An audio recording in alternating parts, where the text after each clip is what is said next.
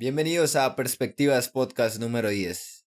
Hoy tenemos a Julián Torres, un políglota autodidacta que nos va a contar un poco de su historia con los idiomas. También nos cuenta sobre el alfabeto fonético internacional, la filología, la etimología y la historia de las lenguas. Así que prepárense para este podcast interesante, pónganse los audífonos y si les gusta mi contenido, no olviden darle like, suscribirse, compartir este video o este podcast con sus amigos y sobre todo comentar qué parte les gustó más y en qué pueden aportar.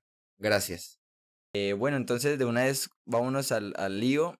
Cuéntanos un poco de tu historia. Tú eres autodidacta. ¿Cuántos idiomas hablas? ¿Con cuáles lenguas empezaste? Y bueno, cuéntanos un poco de tu historia con los idiomas y por qué lo hiciste. Ok, sí. Bueno, mi historia con las lenguas yo diría que empieza realmente desde muy pequeño, desde que estaba en la primaria aún. Yo era muy bueno en inglés y así fue siempre durante toda mi época escolar. Eh, pero fue en enero del 2017 cuando yo quise aprender otra cosa diferente del inglés y fue en ese momento que yo decidí tomar el francés porque ya sabía que el francés era similar al español, porque es una lengua romance, entonces tiene muchas cosas en común, y decidí empezar con el francés. Y tengo que admitir que empecé con Duolingo, que suele ser una aplicación muy infame por muchas razones. Pero yo empecé con Duolingo realmente. Eh, y lo que hice fue estar durante unos 6 meses con Duolingo, o sea, de enero del 2017 hasta junio del mismo año, aprendiendo realmente como cosas básicas, bases que me pudieran permitir entender eh, al menos un principio de la lengua. Y después de eso, fue en el mismo junio de 2017 que yo me dije que tenía que empezar a utilizar el francés de otra manera. O sea, tenía que empezar a eh, tener más inmersión en la lengua. Claramente es importante para poder avanzar en una lengua. Y empecé a ver videos en YouTube. Empecé viendo cosas que me gustan, como todo el mundo suele hacer. Y yo empecé con videojuegos. Y encontré a un creador de contenido en YouTube, que aún sigo hasta el día de hoy, sobre videojuegos. Y pues él fue de las primeras fuentes que yo tuve para mejorar mi comprensión del francés, también de producción, porque yo lo que hacía era como repetir lo que entendía. Si no entendía, bueno, no era problema porque obviamente al principio uno no entiende muy bien lo que escucha o también lo que lee, pero es necesario hacerlo, aunque uno no entienda. Eh, y luego en el mismo mes, en junio de 2017, empecé con el italiano. Y lo más gracioso de todo esto es que yo realmente no tenía intenciones de aprender italiano. Yo simplemente quería saber cómo era el italiano. Quería tener una base, algo pequeñito. Pero sin darme cuenta, iba progresando, sin darme cuenta. O sea, fue muy inconsciente ese proceso. Y un día, como unos cuantos meses después, como en octubre o noviembre de 2017, me hice la misma pregunta con el francés, con el italiano esta vez. te- si ya tenía una base, voy a empezar a utilizarlo en algo. Pues ya que estoy, lo hago. No tenía intención de hacerlo, pero ya que estoy, lo hago.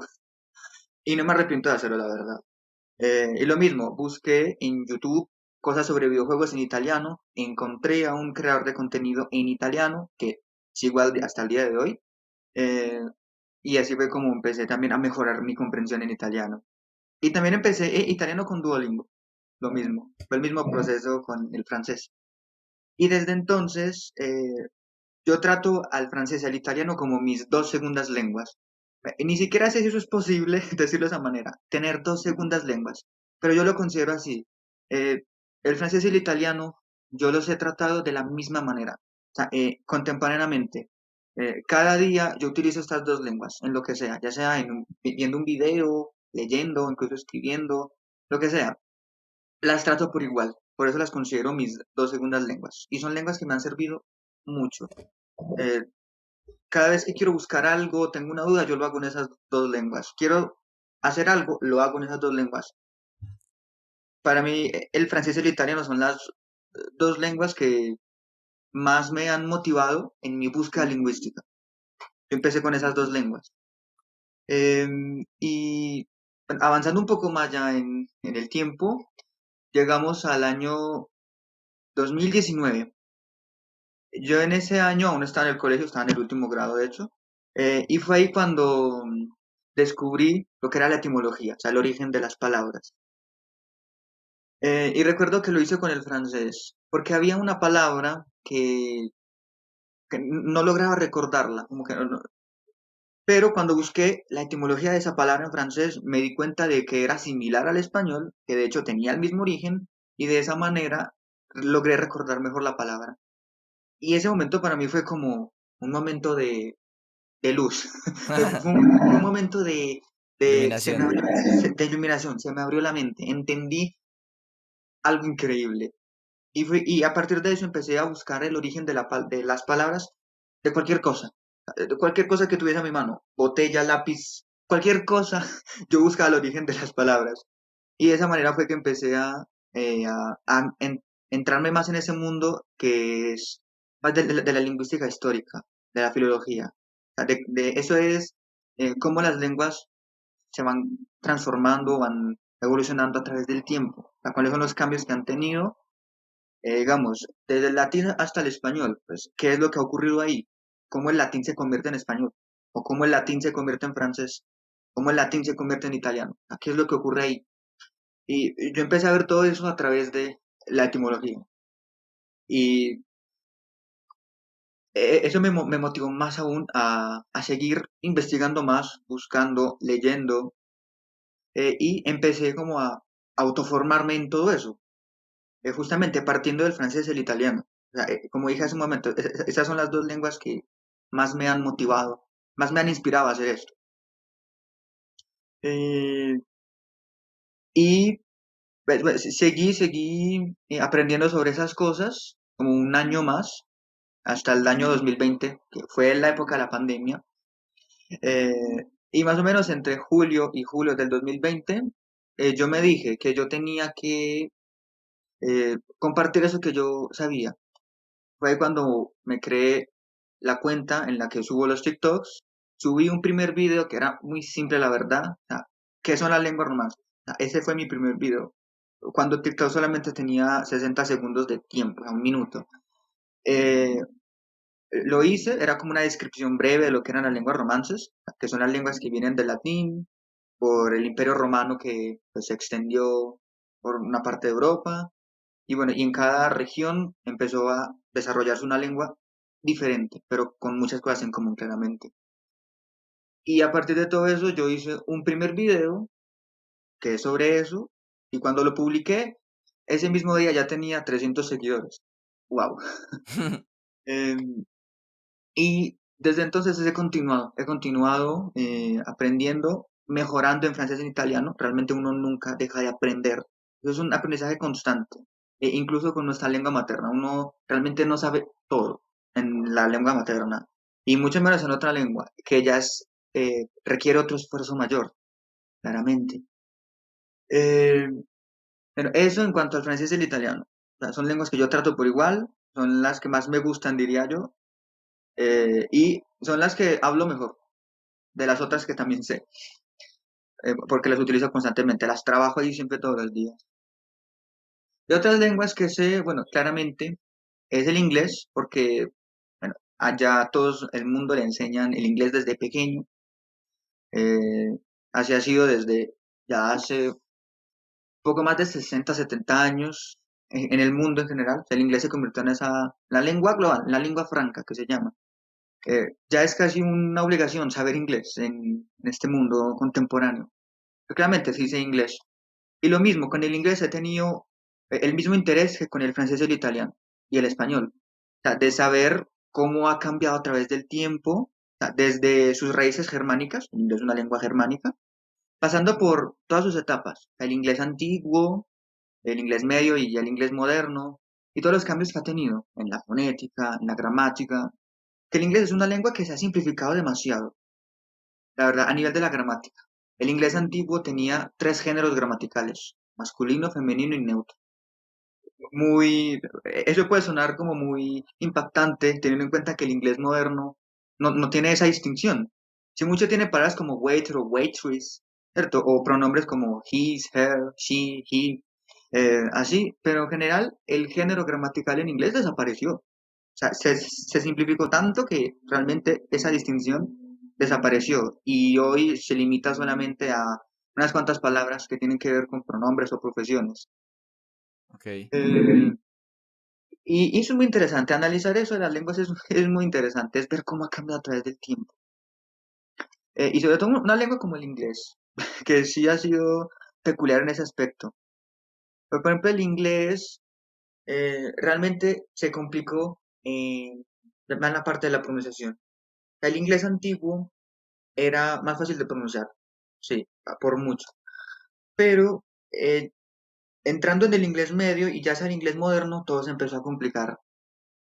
Porque hubo un fenómeno que se llama en inglés el Great Vowel Shift, bueno, el gran cambio vocálico, y vaya que sí fue grande, porque ese fue como el fenómeno fonético en el que las vocales empezaron a cambiar, empezaron a mutar hasta convertirse en la cantidad de vocales que tiene el inglés hoy, que no corresponden con la escritura, porque la escritura del inglés refleja más cómo era antiguamente. O sea, es decir, el inglés escrito se quedó en el pasado, pero obviamente hablado, pues estamos en la época moderna. Eso es bastante curioso del inglés. Una lengua que tiene ese mismo fenómeno es el francés. El francés en la escritura se quedó congelado en el tiempo, pero obviamente la lengua sigue avanzando normalmente. O sea, La la lengua fonética. hablada, la lengua hablada sí sigue evolucionando como en cualquier otra lengua, pero la escritura se quedó ahí en el tiempo. Eh, Luego, otras lenguas así que he aprendido o que me interesan son, por ejemplo, el alemán. El alemán ya tenía intenciones de aprenderlo desde 2020 y había empezado a ver algunas cosas básicas, pero no tenía realmente el tiempo para hacerlo en ese momento. Y fue recién hasta este año, a principio de este año, que sí empecé a aprenderlo más en forma y avanzando realmente. Diría que tengo ya al menos el A1, pues por lo que he visto, todo lo que he aprendido es solamente de A1 y me parece increíble que cosas como verbos modales en alemán sean solo A1, porque las frases y la estructura, eso es otro mundo en alemán. Y saber que todo eso es solamente A1 me sorprende. Wow. Pero ahí voy avanzando y tengo intenciones de seguir mejorando en alemán. De momento con el alemán no he hecho lo mismo que con el francés, el italiano o el inglés, como que esa parte más de su historia, eh, de su etimología, de sus orígenes, no lo he hecho mucho porque pues, aún necesito tener más conocimiento de la lengua. Sea, cuando hice lo mismo con el francés, lo hice porque ya tenía un buen conocimiento para poder hacerlo, ¿cierto? Y con lo mismo con el inglés y el italiano. Y con el español, pues ni se diga, es mi lengua materna. Pero con el alemán aún no voy a entrar en esos detalles porque aún no tengo eh, pues el conocimiento de la lengua suficiente para poder hacerlo. Pero algún día sí lo pienso hacer.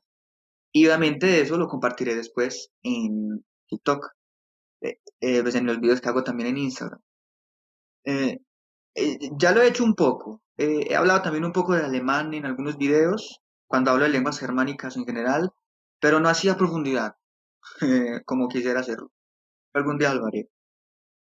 Luego pasando a otra lengua, que creo que sería la tercera lengua que más me gusta, después de francés e italiano, y es el polaco. Es una lengua eslava. Lengua eslava igual dificultad, sí. Eh, Mi historia con el polaco digo yo, es paralela al francés y al italiano. Lo que sucede es que yo, en 2017, como mencioné hace un momento que empecé a aprender francés e italiano, eh, también me interesé por el polaco, pero como era difícil realmente, no sabía cómo tratar el polaco, no sabía cómo realmente poder aprender una lengua tan difícil como esa, una lengua que está llena de detalles y que gramaticalmente tiene muchas cosas para analizar. Entonces, en esa época yo estaba más concentrado ahora con el francés y el italiano. Pero, de cierta manera, el polaco es una lengua que me persigue en las sombras, así digo yo. Es una lengua que me persigue en las sombras, está siempre detrás de mí. Em, Como que siempre detrás de mí en la espera de que yo tome la iniciativa de aprenderlo. Y así fue durante 5 años, o sea, desde el 2017. eh, y fue ya este año, a principio del 2022, que yo dije, quiero dedicarle más tiempo al polaco. Y sí lo hice. Y empecé a dedicarle más tiempo al polaco, no muy a profundidad, porque estoy más ocupado con el alemán realmente y con otras cosas, pero sí querer darle más prioridad al polaco. Y eso lo he mostrado a través de TikTok. Cuando yo aprendo alguna cosita, no importa si es pequeña, yo lo comparto en TikTok haciendo un video sobre el polaco. Por ejemplo, palabras difíciles de pronunciar en polaco, para casi todas. Yo hago eso, pum, hago un video así sea corto o muy sencillo, pero lo grabo y lo subo a TikTok. De esa manera demuestro y también puedo practicar lo que voy aprendiendo. Que la pronunciación es complicada porque el polaco al nivel fonético es bastante difícil de articular. Para nosotros, que hablamos una lengua más melódica, no tan llena de sonidos ni de sílabas, pero el polaco sí tiene muchos grupos consonánticos, lo que en inglés se llama consonant cluster. O sea, en polaco tú puedes tener 5 consonantes y solo una vocal, para dar un ejemplo. Es increíble. No, en general las lenguas eslavas son así, ruso, checo, búlgaro, bielorruso, ucraniano, todas las lenguas son así. Y a nivel gramatical, también el polaco es complicadísimo porque tiene 7 casos gramaticales. eh, y entonces eso es como recordar mucha flexión, o sea, mucha desinencia de las palabras. Casi todo en polaco declina. Adjetivos, sustantivos, incluso los números. Eso es un caos. Y, el número gramatical, o sea, singular y plural en polaco, también es un caos, porque el polaco tiene, digamos, tiene 3 masculinos: masculino personal, masculino animado y masculino inanimado. Luego está el femenino y el neutro. Y en el plural hace la distinción entre viril y no viril. Entonces eso es recordar una cosa increíble. O sea, eso es de mucha memoria realmente. Aprender una lengua es mucha memoria y también mucha capacidad de análisis y dedicación.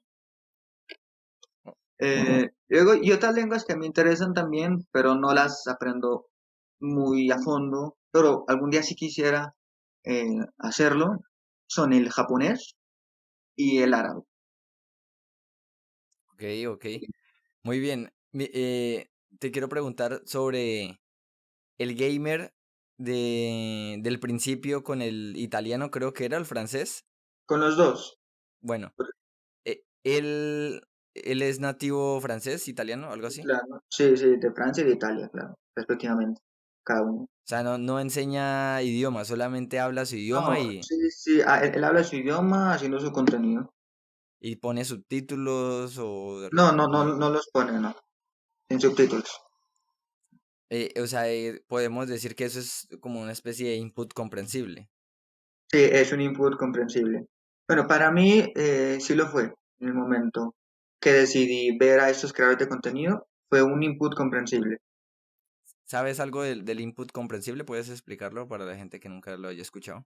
Sí, el input comprensible es cuando tú, por ejemplo, estás en contacto con un nivel de lengua que es adapto a lo que ya sabes en ese momento. O sea, no es ni tan básico, pero ya empieza a tener un nivel un poco más alto del que ya tienes.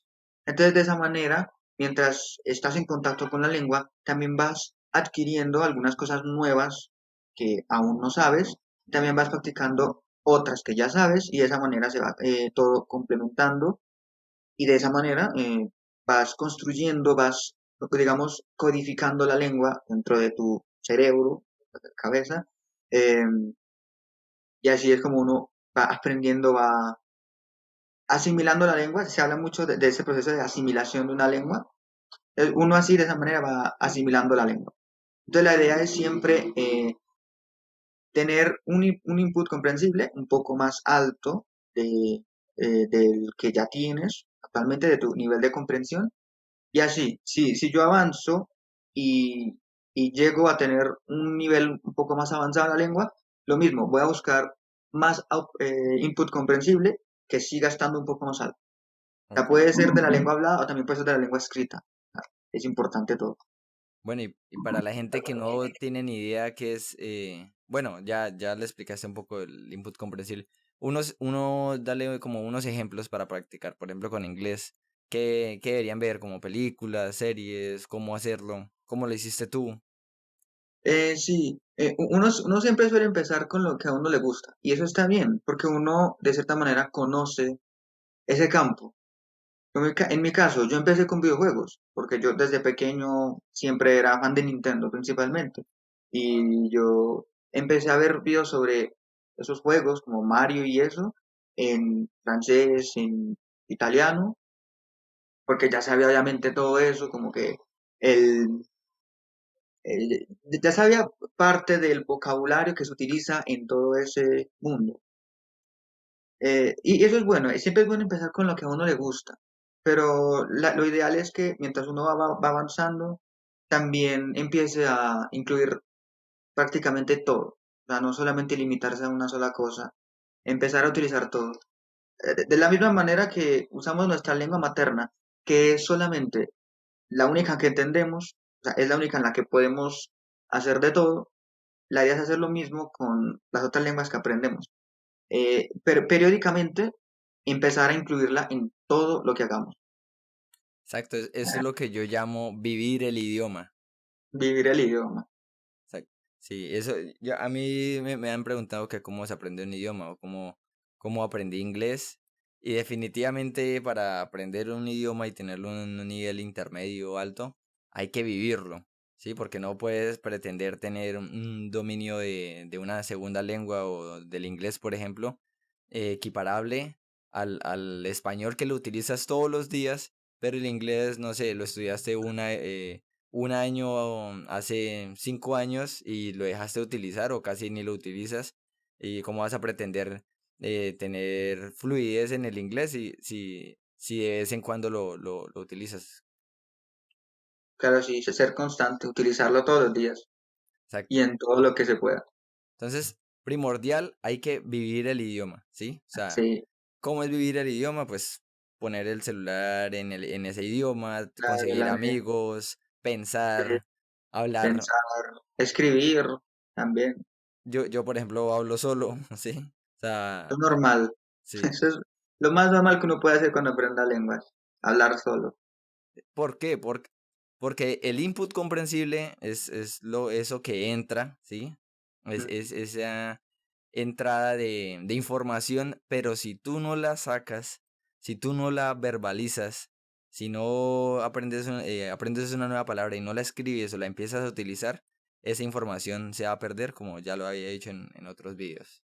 Y eso es el output. El output. Justamente, sacar eso. Input, lo que entra, output, lo que sale de eso. Exacto. Y me imagino que por eso mismo tú empezaste a hacer los videos en TikTok. Eh, O, pues, o por qué, mis videos en, o mis sea, videos ¿por en qué TikTok. decidiste, sí, como hacer este output o enseñar lo que aprendes? Mis videos en TikTok son casi todos en español, la verdad.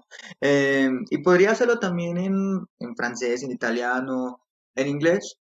Y sí los he hecho, sí. Sí, videos en los que hablo específicamente en esa lengua, también explicando alguna cosa. Pero lo que yo hago es como en español explicar fenómenos, curiosidades de las lenguas, etimologías, historia y más fenómenos. Eh, lo hago en español, pues porque es mi lengua materna, porque la verdad no me he planteado hacerlo en otra lengua. Y sí podría hacerlo, pero pues debería empezar a hacerlo. Hace rato debería haber empezado, no sé por qué no lo he hecho. Pero pues, o sea, yo por qué decidí hacer eso, por qué decidí hacer TikTok sobre eso.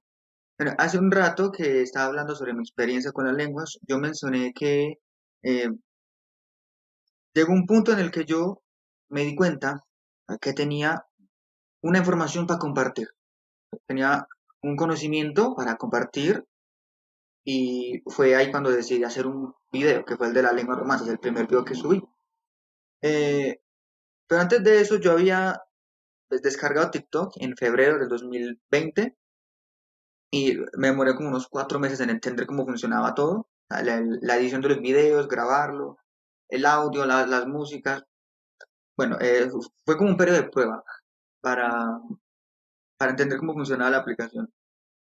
Y fue ya ahí entre junio y julio del 2020 que creé la cuenta de Juliansky Languages en la que subo los videos, y ahí empecé a compartir todo lo que iba aprendiendo.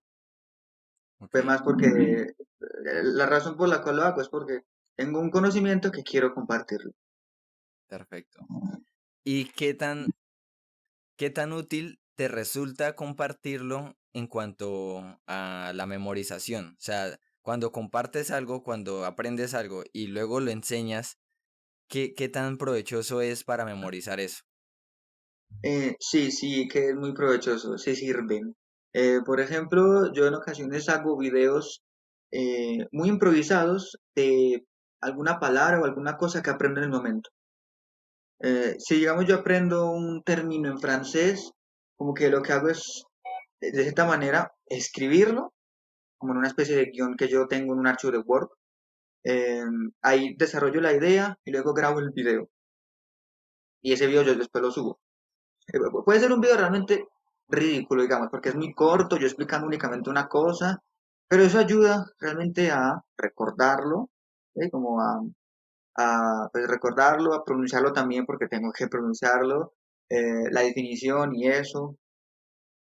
Ayuda para eso, ayuda para la memoria, sí. Perfecto. Entonces vamos a resumir. Entonces, si uno quiere, porque aquí ya hemos explicado en los anteriores podcasts, cómo se aprende el idioma. O sea, digamos desde el paso uno, que definitivamente hay que vivir el idioma y bueno, y muchas cosas. Pero no hemos hablado del paso cero. Bueno, tú ya lo tocaste, ¿cierto? ¿Cuál es el paso cero? Yo, por ejemplo, siempre digo que yo aprendí inglés o bueno, lo que sé inglés o lo que estoy aprendiendo inglés es porque yo amo el aprendizaje y más que todo del inglés, ¿sí? Ahora, ¿cómo? O sea, yo no nací amando el inglés, ¿sí? Hubo otra cosa que me llevó al inglés, que es la música, en este caso es el rock, y ahí es donde entra el paso cero, ¿sí? Cómo enamorarse o cómo interesarse por un idioma, ¿sí? Tú lo hiciste a través de los videojuegos, ¿sí? Yo lo hice a través de la música. Entonces, eso es como el consejo que se le puede dar a la teleaudiencia, que es, lo primero es que te enamores del idioma o que al menos te guste, porque si no te va a gustar, no lo vas a aprender. Aprender cosas, sí. Eso es algo muy común que solemos ver sobre todo más en las escuelas o en las universidades, eh, que digamos, te dicen, digamos que es una carrera en la que estudias inglés, francés, alemán. Muy común realmente es eso en el mundo. Em, y por lo general, el más odiado de esos puede llegar a ser el francés. Hay muchos motivos de eso.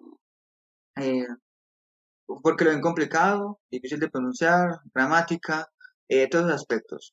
Bueno, que se puede entender, pero también se puede trabajar de otra manera para que no lo veamos así. Eso es algo con lo que yo peleo casi todos los días, y es que me doy cuenta de que enseñan francés de una manera no muy agradable para la gente que pues, no tiene conocimiento de la lengua o realmente no sabe cómo tener ese acercamiento a la lengua. El método tradicional realmente no funciona. O sea, una clase ahí explicando reglas de gramática, no. Realmente no, hay que tener otra visión de eso, hay que tener otro approach, se dice en Listo. inglés. Ya ahorita seguimos, no se te vaya a olvidar, es que se va a cortar la llamada y ya te llamo. Bueno, Bueno, ya te envío el link. Listo, dale. Listo, ya hemos vuelto a esta segunda parte. Estamos hablando del paso cero para poder aprender un idioma, ¿sí? Todo el mundo habla del paso uno, paso dos, paso tres, y yo ya también lo he tocado, pero casi nadie dice que para que tú realmente aprendas un idioma, o sea, es que la gente piensa que aprender un idioma son 6 meses, un año, ¿sí? pero para que tú realmente le dediques el resto de tu vida a un idioma, así como haces con el español, que yo llevo 27 años tratando de aprender español y todavía cometo muchísimos errores y no sé si lo hablo bien o no. eh, es que realmente te guste, ¿sí? Ahora, ¿cómo deberían las universidades, los institutos? Porque o sea, hablamos mal del colegio, pero hay gente que, por ejemplo, acá en Colombia exigen en las carreras, cualquier carrera, que sepan inglés, pero pues la gente termina como pagándole a otra persona para que presente su examen. A mí me lo han hecho así. eh, Pagando a otra persona para que presente su examen y simplemente les den una nota y pasen, ¿sí? O sea, la gente no quiere aprender inglés, sino simplemente quieren que tengan un certificado y que el profesor se engañe pensando de que hizo un buen trabajo pasando a esa persona y la persona también creyendo que sabe algo. Bueno, ya mirará qué piensa esa persona. Entonces, ¿cómo deberían de pronto las universidades o los institutos tener ese approach o ese acercamiento con las personas para que les gusten los idiomas? Sí, sí. Eh, También cuando aprendemos una lengua, estaba diciendo, el método tradicional, que es más de eso, de universidad, de una clase, de un libro y de explicaciones de reglas gramaticales y de todo eso, eh, eso realmente no sirve de mucho. Uno no aprende así realmente. Uno no aprende tampoco así su lengua materna. Uno no aprende, en este caso, nosotros no aprendimos a hablar español de un libro, no, o explicándonos ser estar, o sea, yo soy, tú eres, no, uno no aprende así. Uno aprende es más con la interacción humana. O sea, una lengua es interacción con alguien que también habla la lengua. Eh, de los mejores métodos para aprender la lengua es como los niños. Los niños, como se suele decir, son esponjas con las lenguas. Ellos absorben de todo.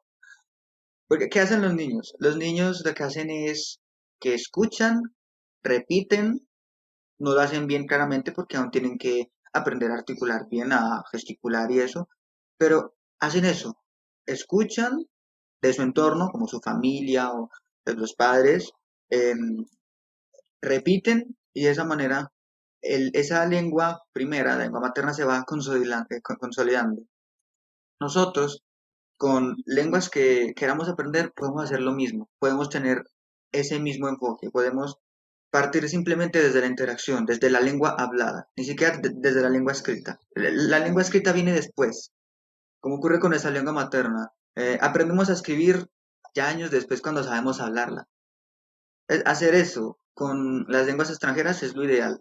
Enfocarse en primero, simplemente en tener interacción, en concentrarse en poder hablarla y no escribirla. Partir desde la escritura puede ser contraproducente realmente. Lo ideal es hacerlo justamente siguiendo el modelo de los niños.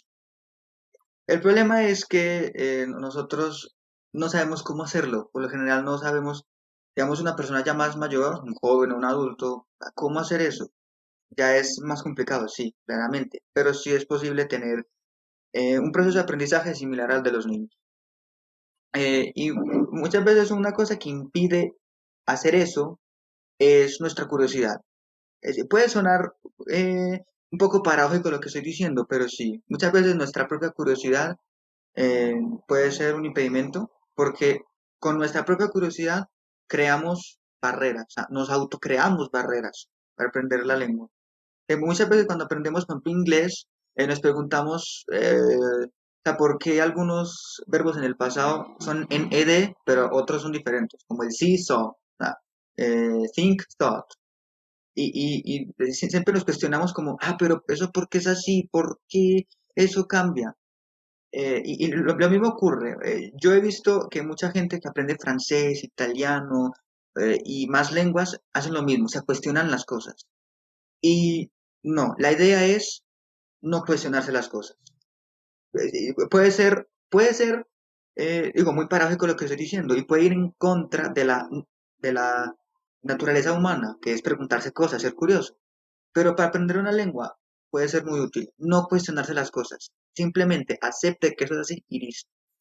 Es lo que podríamos llamar, eh, bueno, es un término que yo vi de un francés que enseña japonés, que se llama tolerancia de la irregularidad. O sea, es decir, no cuestionarse las cosas, simplemente es así y punto, acéptelo. Y de esa manera logramos aprender la lengua más fácilmente, Ah, aceptando que es así y punto. No se cuestione nada. yo hablé eso en un podcast anterior de, claro, primero hay que tener curiosidad, o sea, que a uno le guste el idioma, ¿sí? Ahora, una vez que estés aprendiendo el idioma, no es tan efectivo que cada palabra que veas, que hayan irregularidades, estés preguntándote por qué, ¿sí?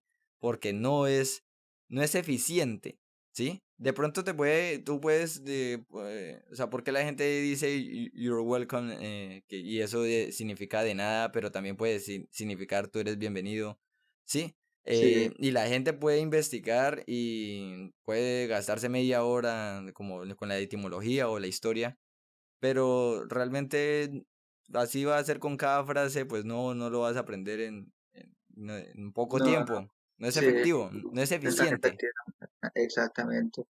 Eh, Siguiendo con ejemplos de los niños, que son el modelo ideal para aprender una lengua, ellos son los que tienen una mayor tolerancia a esas irregularidades. Porque un niño simplemente aprendiendo su lengua materna, adquiriéndola realmente, eh, el niño no se cuestiona nada. Es que él no se cuestiona nada.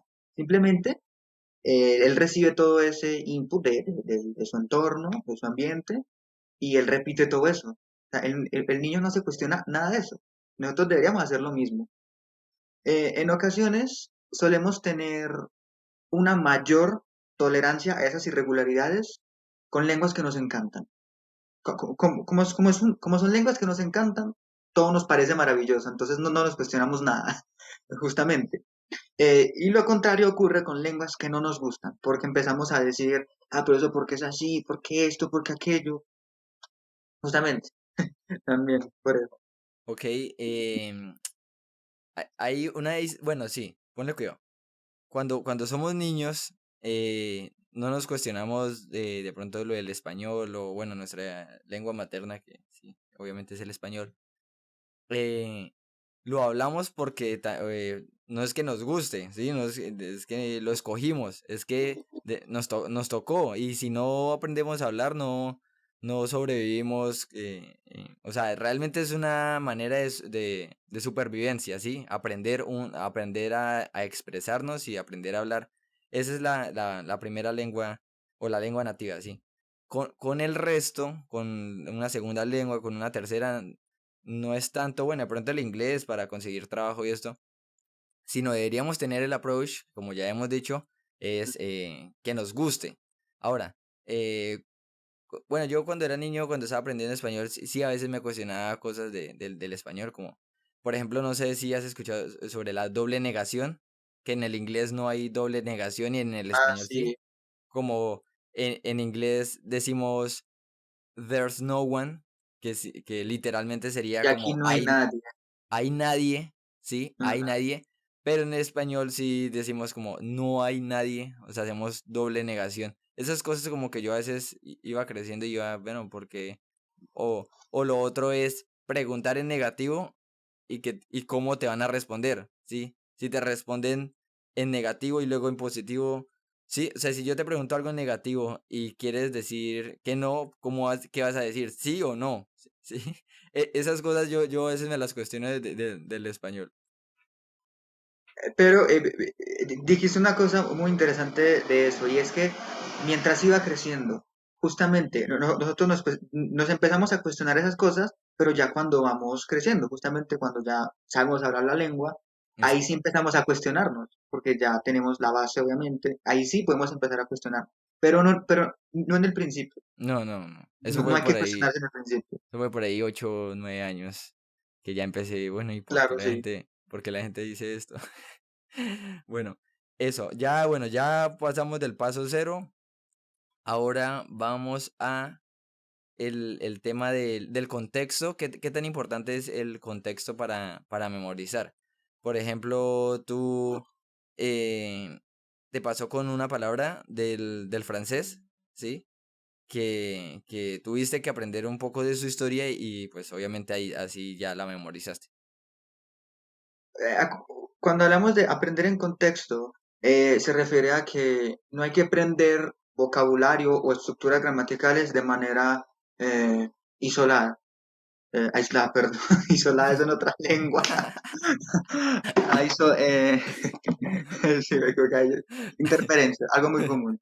O sea, no hay que aprender ni estructuras ni vocabulario de manera aislada. Es como si yo aprendo, digamos, celular, así como, a ver, de esa manera no hay nada de información ahí que me permita saber más o poder recordar la palabra celular, bueno, en la lengua que sea, sino que yo en contexto también puedo saber si la palabra, digamos, es de género masculino o femenino, si la lengua tiene géneros gramaticales, pero también puedo utilizar la palabra en un contexto de una frase más elaborada, con un verbo, con un adverbio, con alguna estructura gramatical digamos, de tiempo, o sea, de un tiempo verbal, y de esa manera es que puedo darme cuenta de más cosas, no así de manera aislada celular, no. Ujú.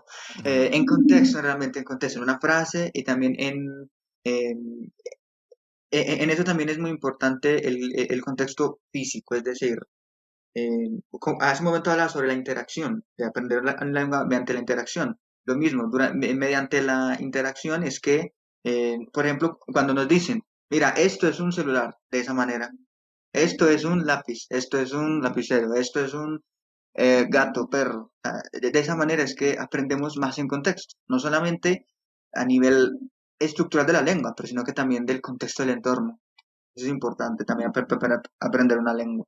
Claro, y es súper importante el vocabulario. Ahora, ¿cómo se aprende un vocabulario efectivamente? ¿Sí? Yo, por ejemplo, el vocabulario que sé en, en español y en inglés, nunca, nunca he aprendido vocabulario con una lista de, digamos, los 100 Uy, o las sí. 1000 palabras más utilizadas. No, yo iba aprendiendo el vocabulario, por ejemplo, con el inglés sobre la marcha, ¿sí? Con música, viendo, hablando con nativos o viendo películas que yo ya sabía como, por ejemplo, ya sé cómo se dice esto es en inglés, ¿sí? Como this is a, Mm, pero digamos, si no sé cómo se dice cell phone, el solo hecho de que alguien diga this is a cell phone, ya yo relaciono la última claro. palabra con el resto del contexto de la oración. Ujú. ¿Listo? Eh, Bueno, ¿qué ibas a decir? sí, para aprender el vocabulario, lo mismo, es aprenderlo con un contexto dado. Claro, no puede ser así con una lista larga de palabras más comunes de esta lengua. No, pues yo no voy a estar ahí repitiendo, ¿cierto? Pues digamos, ¿cierto? En inglés, animales, cat, dog, horse, no, yo no voy a estar haciendo eso ahí. No, aprendo más en contexto, digamos. Eh, Dogs and cats are pets, o sea, domestic animals. O sea, en una frase así más elaborada, los gatos y perros son animales domésticos. Ujú. Así, en un contexto, también con la interacción, y para eso pues hay muchas formas de hacerlo, puede ser con canciones, con cuentos, con pues, lectura, videos, un montón de formas. Sí. Eh, Eso mismo también aplica para los tiempos verbales. Pongo ejemplo de una lengua que tiene bastantes, que es por ejemplo el francés y el italiano, que al igual que el español tienen bastantes conjugaciones, dependiendo del pronombre y también del tiempo. O sea, son lenguas romances, por eso tienen eso en común. Eh, y he visto que en el método tradicional, así en las universidades y eso, y en los libros, ponen una tabla, ponen la raíz del verbo y ponen para la primera persona esto, para la segunda persona esto. Y déjame decirle que eso así no funciona. Eso así no funciona, eso así realmente no se aprende. Y también para aprender las conjugaciones de los verbos se puede hacer lo mismo. A través del contexto dado, yo puedo aprender a conjugar todos los verbos de una lengua.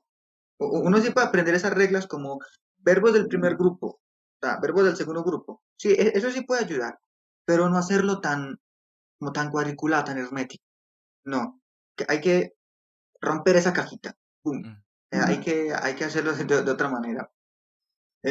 Una cosa que yo suelo decir, y esto lo he observado con el francés y el italiano, es que la gente que aprende de esa manera, es decir, con una tabla, las conjugaciones del francés y el italiano, en general de cualquier otra lengua que tenga eso, alemán o el ruso también tiene conjugaciones, con una tabla no se aprende, no, con una tabla sí no se aprende. Eh, y tampoco con esa manera de dividirlas así como de, en la primera persona tú pones esta, en la segunda persona pones esta otra terminación. No, así no. Lo que yo digo es que los verbos conjugados son como una palabra entera, son una unidad entera. Es decir, que si yo, por ejemplo, suponiendo que soy un extranjero, si yo aprendo que comer en el futuro, tercera persona es él comerá, o sea, comerá, yo lo tomo como una unidad completa. No la voy a separar. Comer, no, comerá. Eso es toda una unidad completa. Yo lo veo así. Y desde que aprendo otras lenguas que tienen conjugaciones, como el polaco, yo hago eso. Yo tomo la palabra entera, como una unidad. Es una La unidad. frase. Sí, la frase o como tal la palabra conjugada, como Ok, una unidad ok. entera, no dividirla de esa manera morfológica, que eso es más un análisis morfológico. Eso no, de momento no, después sí, pero en el momento que lo estoy aprendiendo, no. Ok. Entonces, hay dos pilares y súper importantes para memorizar. Y la memorización obviamente es relevante para hablar un idioma porque nada sirva que aprendas algo y se te olvide. Pero entonces hay dos pilares importantes para aprender un idioma y es, uno, ponerle contexto a las cosas, no aprender vocabulario con listas, que de pronto lo aprendes en la mañana, en la tarde ya se te olvidó la mitad y al otro día ya no sabes nada, ¿sí? Entonces perdiste el tiempo. Mm, Sino, por ejemplo, es importante las emociones en la memorización. Yo, por ejemplo, estoy viendo una serie y veo que alguien dice una frase o un verbo frasal o una expresión, ¿sí? Un idiom, y yo me alegro o me asombro o me da risa. Yo, uy, ¿cómo dijo eso? Entonces, pauso el video, escribo la frase o de pronto no lo hago, pero ya el solo hecho de ver a alguien que está gritando y está corriendo y dice una frase en inglés que yo no había nunca había escuchado, con solo el hecho de ese contexto, ya me genera una emoción a mí de alegría, de entusiasmo, y ya se me va a quedar más fácil la, bueno, la voy a memorizar más rápido. Y lo otro es la repetición espaciada. No sé si has escuchado un poco eso. Claramente, la repetición espaciada es, eh, si yo, digamos, utilizo una frase en este momento, podría volver a repetirla en otra ocasión. O puede ser no la misma frase, pero sí la misma palabra que yo quiero aprender, o la misma estructura que quiero aprender. Utilizarla con otros elementos en otras fases distintas, pero que es lo mismo, realmente. Una lengua es como es, una lengua es todo un montón de piezas que yo puedo unirlas. Que yo puedo unirlas así como que este, puede ir con este, luego con este, luego con esto. No de esa manera tan cuadriculada, tan hermética, pero realmente uno es así, uno sabe cómo empezar a construir las frases, sabe cómo empezar a unir cada elemento uno con otro, y no es como que repetir siempre la misma cosa. No, eso es unir toda una serie de elementos que pueden estar en desorden, que pueden tener otro orden, otro significado, otra cosa, pero que siempre se van a utilizar de esa manera. Listo. Ahora, a mí me parece muy importante que cuando uno esté aprendiendo algo, uno se vuelva profesor de eso que está aprendiendo. Digamos, suena chistoso, pero así sea que te toque hablar solo, enseñarle a tu perrito cómo aprender polaco, o hacer videos de TikTok, o escribir, o ir pensando en explicarle a un futuro estudiante, entre comillas, Ujú. es importante que así como entró, ya lo he dicho, como entró esta información, hay que sacarla porque si no, se va a perder. Claro, sí. Entonces, bueno, vamos a, ya salimos de como de de la fase cero. Ya respondiste el tema de por qué haces TikTok, ¿cierto? Sí, claro, sí, claro. Y bueno, el tema del alfabeto fonético internacional, hay gente que aprende inglés y no, y nunca ha escuchado del alfabeto fonético internacional. Y a lo mejor tiene un inglés fluido, tiene buen vocabulario, pero hay algunas pronunciaciones que son muy básicas o que las hace con sonidos latinos o con sonidos del español, pero que en realidad esos sonidos no existen en su idioma. Entonces, de pronto en inglés puede pasar, ¿sí? O sea, en inglés tú puedes aprender el inglés sin saber nada del alfabeto fonético internacional y de pronto tu pronunciación no va a ser tan excelente, ¿sí? Pero te vas a hacer entender. Ahora, ¿qué tan importante es el alfabeto fonético internacional cuando uno quiere ser políglota? Ya. Primero hay que decir lo que es la fonética. La fonética es el estudio de cómo el ser humano produce sonidos con el aparato fonador. El aparato fonador es la boca, los dientes, el paladar, la lengua, la faringe, incluso los pulmones. Es el estudio de cómo nosotros producimos sonidos. Em, y la fonética también clasifica eso con un montón de términos que son más especializados para eso. No voy a entrar en detalles ahora, pero son bastantes. Em, pero el alfabeto fonético internacional, que es lo que nos importa en este momento, es como un inventario gigante de todos los sonidos que el ser humano puede realizar con su aparato fonador. Y a cada sonido se le asigna un símbolo, y ese símbolo es el que nos ayuda a recordar que ese símbolo representa ese sonido. Pero claro, no es tan simple como eso, porque también hay que tener toda la parte teórica de la fonética. O sea, hay que saber si una consonante es oclusiva o es fricativa, sorda, sonora, una cosa o la otra. Esa es la parte más teórica de la fonética.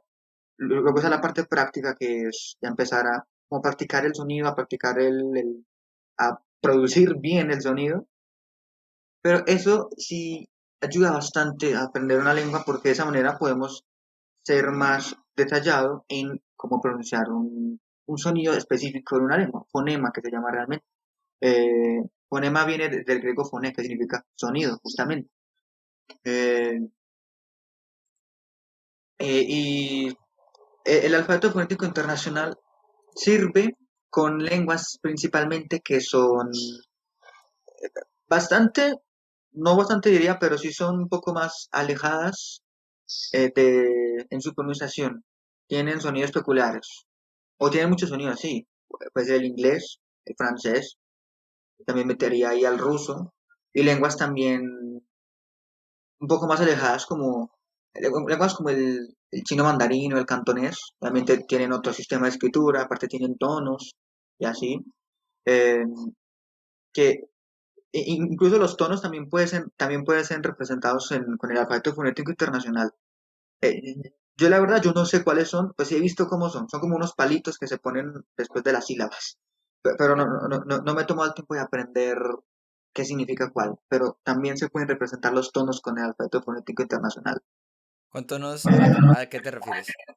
Pues lenguas tonales, como por ejemplo es el chino mandarín o el cantonés, en el que dependiendo de cómo, como de la entonación de una sílaba puede cambiar el significado.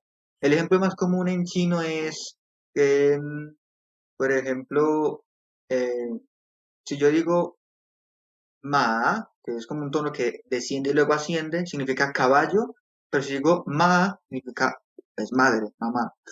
Es una locura eso, en una lengua tonal, porque eso puede cambiar el significado de lo que estás diciendo. Y eso se puede representar con el alfabeto fonético internacional.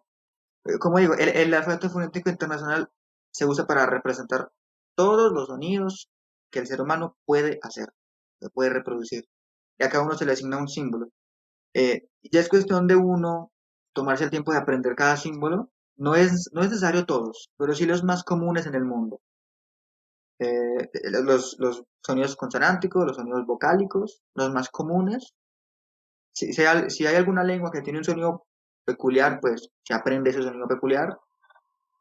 Y sí sirve para la gente que quiere aprender una lengua, o como decía, es útil para realmente saber cómo se pronuncia exactamente cierto sonido. Porque podríamos llegar a confundirlo con otro sonido de otra lengua que sabemos, o incluso de nuestra lengua materna, pero realmente no es así. Como decías al principio con el inglés. El inglés es el ejemplo más común. Y un ejemplo que yo doy con el inglés es la palabra mesa, table, que solemos pronunciarlo mal como table, como con una O. Pero realmente no es una O, es un sonido que se llama schwa, es una vocal neutra, Ujú, table. ujú.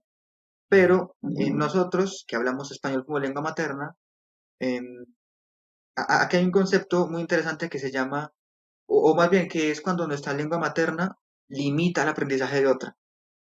Y con los sonidos es el ejemplo. Eh, si yo escucho table en inglés, yo voy a escuchar lo que más se parece en mi lengua materna. Table. No es una O.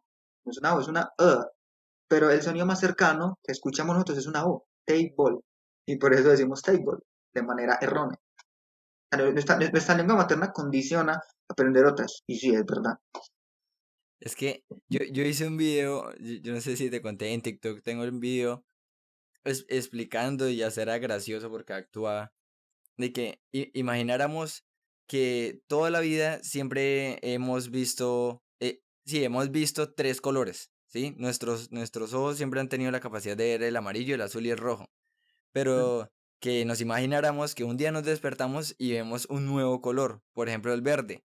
Entonces uno se va a confundir, uno se va a asustar, nuestro cerebro va a entrar en shock y va a decir, bueno, ese color qué es, ¿sí? Entonces primero el cerebro no va a decir, ah, ese es el verde. No, el cerebro va a decir, ese es un amarillo, o ese es un azul, o ese es un amarillo azul, ¿sí? No le vamos a dar no vamos a decir verde, sino vamos a tratar de asimilarlo con los colores primarios que nosotros Que podemos ya ver. conocemos. Lo mismo pasa con el inglés. Como por ejemplo Uy, la schwa, ¿nos puedes hablar un poco de la schwa? Porque la schwa es un sonido muy vago y es el sonido o más la común del inglés. más común. Sí, el sonido schwa, bueno, así se llama, que es un término, creo recordar que viene del alemán, schwa. O sea, en fonética es una vocal central neutra. O sea, es cuando tenemos la boca en estado de reposo y simplemente decimos algo. Ah, así. Eh, Sí, es un sonido que realmente está presente en más lenguas, como en alemán, en francés. eh, y lo más curioso sobre este sonido, y hay muchos estudios sobre este sonido en diferentes lenguas, en cómo, como extranjeros, dependiendo de cuál es nuestra lengua extranjera, lo percibimos de cierta manera errónea, siempre es el caso erróneo. Como el ejemplo que puse con table, lo más cercano a que nos suena es como una O. Y una vez leyendo un estudio que era sobre lo mismo, pero en francés, de gente que habla español que aprende francés, a hispanohablantes que aprenden francés, lo mismo, como las dificultades para identificarlo con el sonido que es en francés, y por el contrario, que los hispanohablantes lo interpretan como una E normal, es una E, es otro sonido. Y algo que a mí me parece bastante curioso sobre la schwa es que aunque sea una consonante neutra central que se puede reproducir en estado de reposo, una vocal. si es una vocal que se puede reproducir en estado de reposo, o sea, como esa así, yo personalmente pienso que no es tan fácil eh, reproducir este sonido para nosotros que hablamos español. ¿Por qué lo digo? Porque nuestra lengua tiene las vocales A, E, I, O, U. O sea, son vocales bastante, ¿cómo Marcadas. decirlo? Sí, son bastante marcadas. Y en una lengua donde está presente este sonido como el inglés es bastante común, el francés también, eh, para nosotros eso requiere hacer un esfuerzo sea, pronunciar una vocal neutra requiere esfuerzo. Sí, suena contradictorio, pero para nosotros, en nuestra lengua materna, que tenemos vocales tan marcadas, es complicado pronunciar una vocal de ese estilo. Y lo digo por experiencia personal. Eh, hacer eso, pues, hacer el sonido requiere un esfuerzo para nosotros, porque justamente estamos condicionados por nuestra lengua materna. No, y ponle cuidado. Ya de por sí, per se, requiere un esfuerzo. Ahora trata de hacerlo cuando tú ya aprendiste a decirlo, a decir table, ¿sí? Sí, Que en el colegio ya te dijeron que ya aprendiste, en el colegio, incluso en el instituto te dijeron, o bueno, tal vez de pronto en el instituto no dijeron table, pero tu cerebro lo asoció como table y era como table, ¿sí? sí, Eh, pero tu cerebro como que dice hace la fácil, sí, como eso es como un poco lo de los sesgos, ¿no? Como que, ¿qué será eso? No, eso es la O, sí, digamos table. Ahora, tú ya aprendiste y tienes un nivel de inglés y todo el tiempo estás diciendo table o mother, ¿sí? Ahora trata de desaprender eso, ¿sí? Y desaprender y reaprender. Eso es algo que también suele ocurrir mucho en el aprendizaje de lenguas. Suele ocurrir que nos convencemos de que una palabra se pronuncia de tal manera y no es así. Y luego para desaprender eso y aprender la forma correcta, eso puede ser muy complicado realmente. difícil, difícil. La más difícil para mí es la pronunciación de la THE, que es súper común, y ahí viene la schwa, ¿sí? Todo mundo pronuncia la THE, o sea, el artículo en inglés, como de o Pero no di. es una D, no No, es una D, realmente es un sonido interdental. Bueno, en el artículo, en otras palabras como think, es el mismo, pues, es un sonido ya sordo. Bueno, hablando aquí ya de términos más de fonética, eh, pues un sonido sordo, un sonido sonoro, pues, el sonido sonoro es el que produce vibración de las cuerdas vocales. Eh, el sonido the del artículo produce una vibración. Es un sí, sonido interdental. En cambio, el de think, pensar, es un sonido sordo, no sordo, produce, no produce vibración. Sa, sa. sí.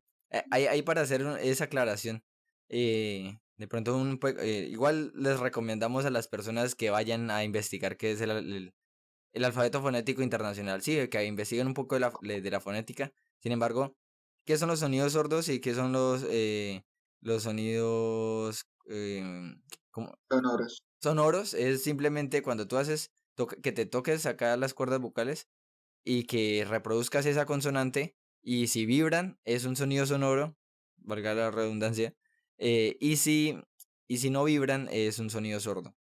Mm, Listo. es eso. Entonces, a mí me parece súper importante que desde un principio, así sea con el inglés, nos enseñen el alfabeto fonético internacional. Porque para mí el alfabeto fonético internacional es como tú tener miopía o astigmatismo o algún problema de vista y que te pongan unas gafas y como que de repente todo se hace más claro. Eso te hace más claro, sí. To- y de hecho a mí me ha servido el alfabeto fonético internacional. O sea, cuando escucho una palabra también la detecto, ¿sí? Porque, o sea, es como la gente dice, es que yo le entiendo más a un colombiano o a un latino hablando en inglés que a un nativo. Por lo mismo, porque un nativo sí está utilizando todos los colores de su idioma, todos los sonidos. Yo digo colores por haciendo la analogía de mi video. Sí, Un sí. nativo está utilizando todos los colores de su idioma, de su lengua, y tú solo aprendiste amarillo, azul y rojo. Pero él está utilizando todos los colores, ¿cómo le vas a entender? Entonces, el alfabeto fonético internacional es muy importante. Puede llegar a ser difícil aprenderlo por lo que digo, más por la parte teórica, sí, aprenderse todo eso de sonidos oclusivos, velares, sordo sonoro, pero sí puede ser una herramienta bastante útil. Y algo que quiero comentar es una anécdota que ya me ocurrió hace más de un año, y es que tristemente hay gente que es muy negligente con el alfabeto fonético internacional, como que no le dan la importancia. Y es que hace ya un año, fue en noviembre de 2021, Eh, Recuerdo que un chico que aprendía alemán, yo pronunciando una palabra en alemán, él me dijo que no era así. A ver, sí, no la pronuncié bien, pero yo lo que tenía en cuenta era la fonética de esa palabra en alemán. Y discutiendo con él, yo le expliqué como un poco sobre qué era eso, y él al final me dijo una de las peores cosas que yo he podido escuchar. El alfabeto fonético internacional es una herramienta de los académicos para controlar las lenguas. Yo escuché esa frase y yo terminé la conversación de una. No quise seguir. Hay gente que es negligente con eso. O sea, o sea, como que lo rechazan. Sí, lo rechazo. Ok. Bueno, o sea que él sabía alemán, él sabía alemán, Estudiaba porque, alemán. Pues, sabía mejor alemán que yo, sí.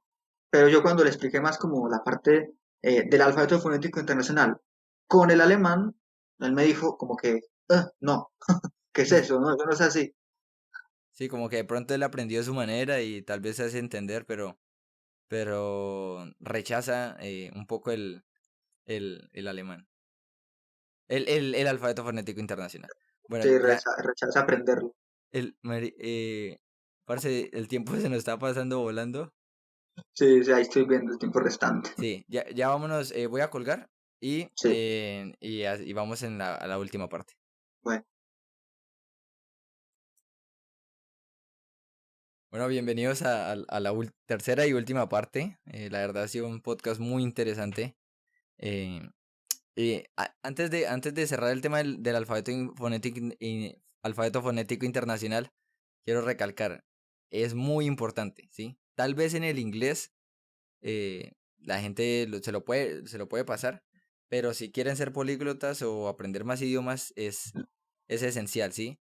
Mm, Pero a mí me gustaría que los profesores o los estudiantes de inglés lo tuvieran en cuenta porque es, o sea, es una manera de dar un salto cuántico a la calidad de su pronunciación. Entonces, ¿o tú qué opinas? Eh, pues, opino que sí, realmente sí, para poder aprender a pronunciar correctamente la lengua. Eso se debería hacer realmente con todas las lenguas que aprendemos, todas.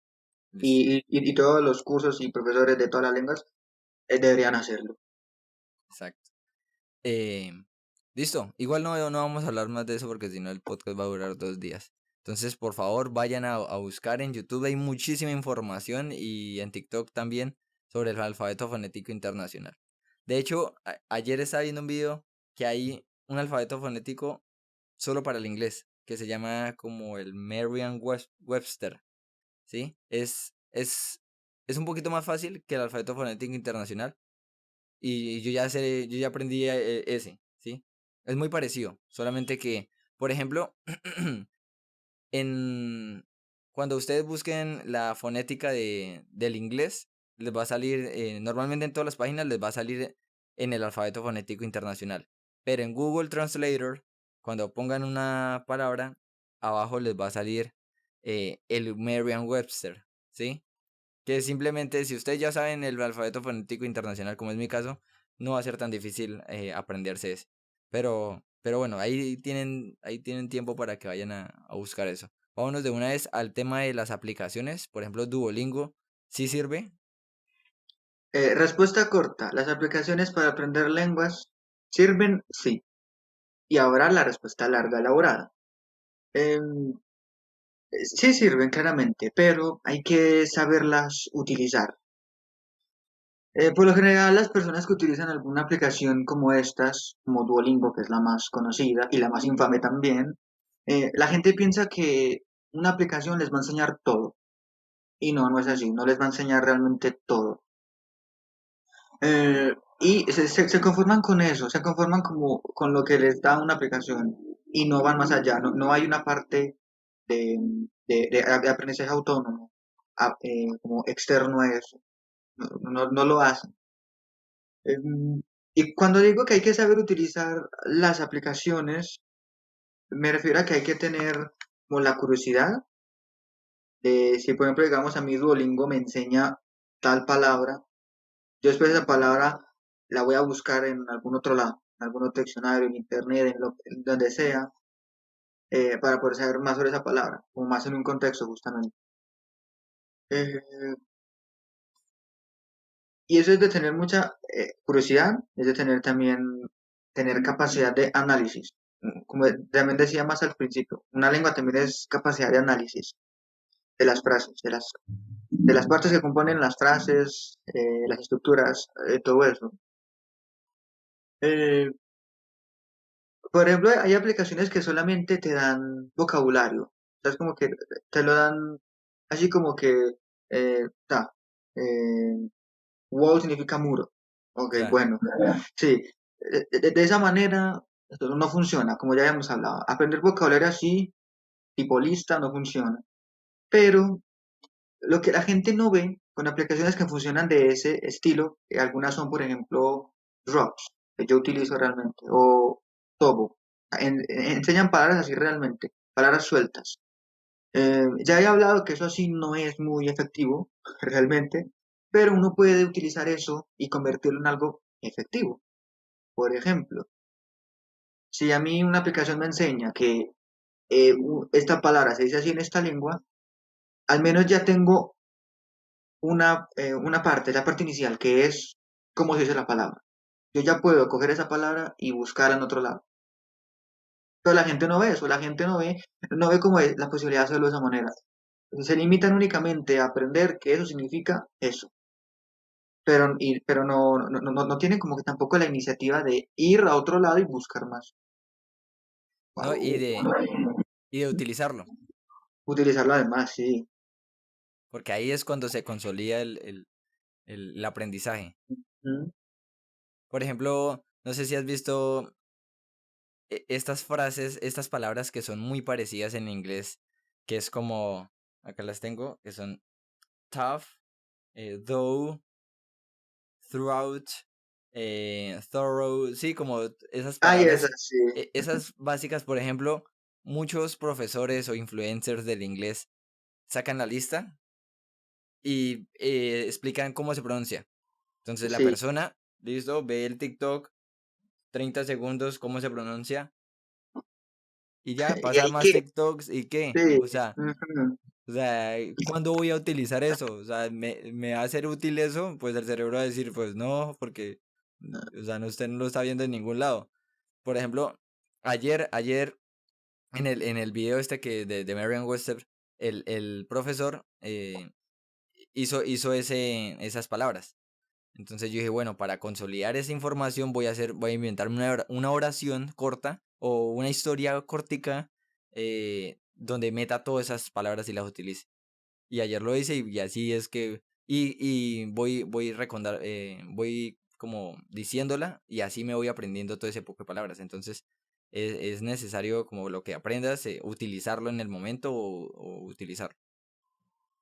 Sí, justamente, wow, crear uno mismo oraciones, a frases, sí, eso también ayuda bastante. Si yo aprendo alguna cosa, yo puedo utilizar eso en alguna otra cosa. O sea, yo mismo puedo inventarla y eso puede ayudar bastante a recordar la palabra o también a ejercitarse, pronunciarla, en general, a recordarlo.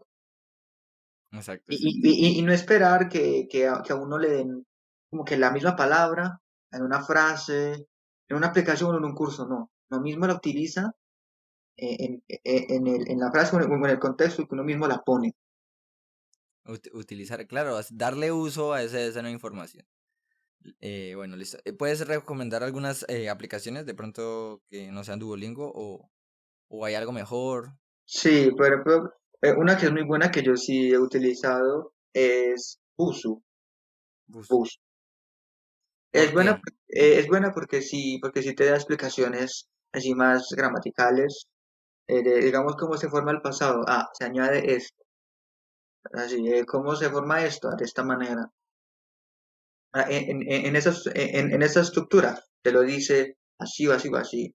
También te propone ejercicios de escucha, de pronunciación, de escribir o también hablar y enviar eso a los nativos, que es como una comunidad dentro de la aplicación. Tú envías eso a los nativos y ellos te responden, haciendo las aclaraciones, corrigiéndote, o si lo hiciste bien, te dicen excelente o algo así. Te felicitan por haberlo hecho bien. Y es muy completa porque las lenguas que están ahí, que son, aquí las puedo ver de hecho, son, está español obviamente, inglés, francés, italiano, alemán, polaco, ruso, turco, chino, japonés y neerlandés. Esas son las lenguas que están ahí disponibles. Y todo el curso, cada una está hasta B2. Perfecto. Bueno, Ah, eso es lo que dice la aplicación, como hasta B2. Y sí, pues el curso completo es pues dice que llega hasta el B2 en ah, cada pero una de las lenguas. tú recomiendas mejor Buzo que Duolingo. Buzo sí puede ser bastante útil por eso que digo, porque te da, te explica las cosas. Duolingo no lo hace. Igualmente Duolingo sí puede ser útil como una herramienta aparte. Sí, sí, claro. Bueno, ¿tienes algo más por decir sobre eso? Sobre eso. Eh, sí, sí, algo referente a Duolingo, que también es como otra queja que suele tener la gente, y es sobre frases fuera de lugar. Y sí, estoy de acuerdo. Duolingo sí tiene muchas frases fuera de lugar. Yo recuerdo una que era en italiano, que decía, el oso está detrás del edificio. O sea, ¿qué hace un oso detrás de un edificio? O sea, como que, ¿eh? ¿Qué, qué es lo que tiene que ver? Pero lo que la gente no ve, porque se consume, digamos, por ese sesgo de esta frase, ¿qué sentido tiene? Que hace un oso detrás de un edificio. Esa frase sí puede ser útil. ¿Por qué? Porque te enseña vocabulario. O sea, oso, edificio. Te enseña una estructura, un verbo, que es el verbo estar. ¿Cierto? Te enseña una preposición que es detrás, ¿no? Detrás del edificio. Entonces, eso, ese análisis pequeño que acabo de hacer de esa frase, como decía, capacidad de análisis. Pero en una lengua es capacidad de análisis. Y analizar esas cosas de las frases, aunque la frase no tenga sentido o esté fuera de lugar, es útil. Te enseña esas cositas. Pero la gente no ve eso. Bien, bien, bien. Listo. Eso de capacidad de análisis es interesante. ¿A qué te refieres con capacidad de análisis al aprender La lenguas? capacidad de análisis al aprender una lengua es algo que tristemente no todos tienen, porque también requiere tener como el conocimiento de cosas de gramática, de sintaxis, de morfología, de esas cosas que componen la lengua. No todos tienen eso, sí. Eso es de estudio, es cuestión de estudio, de práctica. Pero cuando yo digo que esa capacidad de análisis es como si yo tengo en inglés la frase I have a cat, como I, pronombre, have, verbo, primera persona, bueno, que no cambia mucho en inglés, solo tercera persona, la S, ¿cierto? Has, además, que Ujú. es has. Entonces, I have, a, que es el artículo indeterminado, y cat, significa gato, ok. Es una frase simple, pero ese análisis ahí, lo que acaba de hacer, pronombre, verbo, artículo, otro sustantivo, Complemento, ok. eso, o sea, el sujeto, el complemento y esas cosas, eh, esa es a lo que me refiero con capacidad de análisis.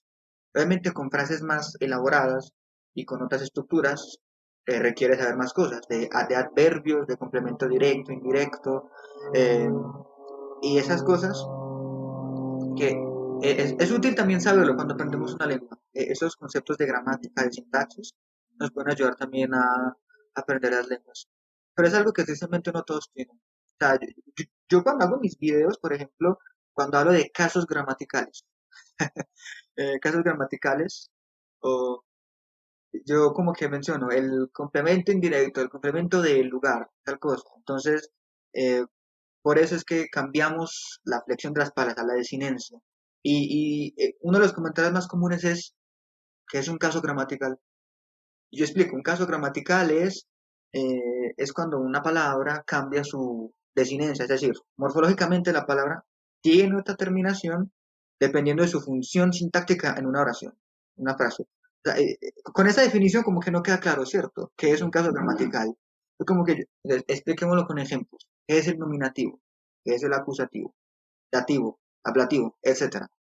Pero aún así, no queda claro del todo, porque yo utilizo, y no, es necesario utilizar los conceptos que son específicos para eso, al complemento indirecto, pronombre, complemento no sé qué cosa, y así. Saber esos conceptos ligados al análisis gramatical y sintáctico morfológico de la lengua. Todo eso es la capacidad de análisis de una lengua. Y digamos, eso, el que no sepa, sí, por ejemplo, yo, ¿cómo averiguamos eso? ¿Cómo buscamos en internet sobre como lo que está, todos esos conceptos que estabas tocando?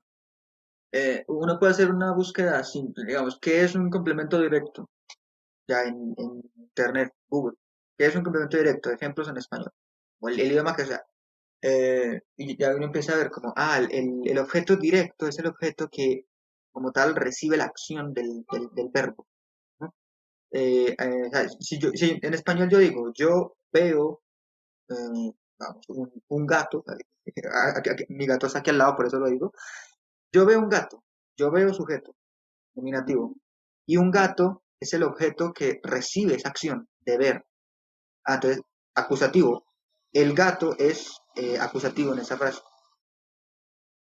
Eso es bastante simple, ese es el objeto directo. Entonces, el objeto indirecto es el que se ve afectado indirectamente por la misma eh, acción o verbo. Eh, por ejemplo, en, en español, cuando decimos el verbo regalar, yo te regalo un cuaderno. Ahí tenemos yo, sujeto. El objeto directo es el cuaderno. ¿Yo qué regalo? El cuaderno. La pregunta ¿qué? Responde la pregunta ¿qué? ¿Yo qué regalo? El cuaderno. Objeto directo. ¿A quién le regalo el cuaderno? A ti.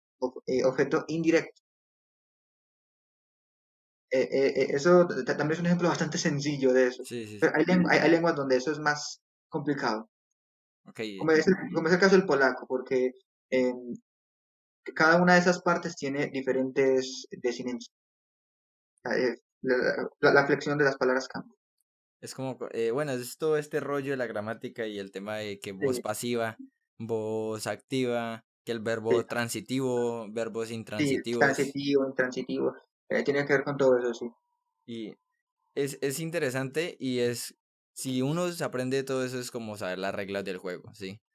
Sí, Eh, es con saber las reglas del juego, sí. porque, o sea, si uno no aprende gramática es como meterse a jugar un deporte en el que no sabes las reglas y te toca aprender sobre la marcha. Obviamente te va a costar 3, 4 veces más a que Ujú, ya tengas unas bases de, de las reglas, en este caso la gramática, si empieces a jugar y pues ya sabes cómo se juega, ¿no? Tienes que ver y equivocarte 1000 veces para poder aprender algo. ujú. Listo. Sí, Entonces ya vámonos a la parte un poco más, más light, más relajada, de pronto algunas curiosidades, ¿qué es eso de las lenguas eslavas, qué son las lenguas romances, el latín, qué tan importante ha sido, si sabes algo del griego, cómo es esta historia bueno, ya responde. sí, sí. Bueno, para eso hay que hablar de las lenguas indoeuropeas. ¿Qué son las lenguas indoeuropeas? Son todas las lenguas que tienen en común eh, un mismo origen, que es una misma protolengua, realmente es una lengua reconstruida, que se llama protoindoeuropeo. Es una reconstrucción porque realmente nunca fue escrita ni nada, ni tenemos ningún registro. Es una reconstrucción que se hace a partir de un análisis gigante de todas las lenguas que descienden de esa lengua.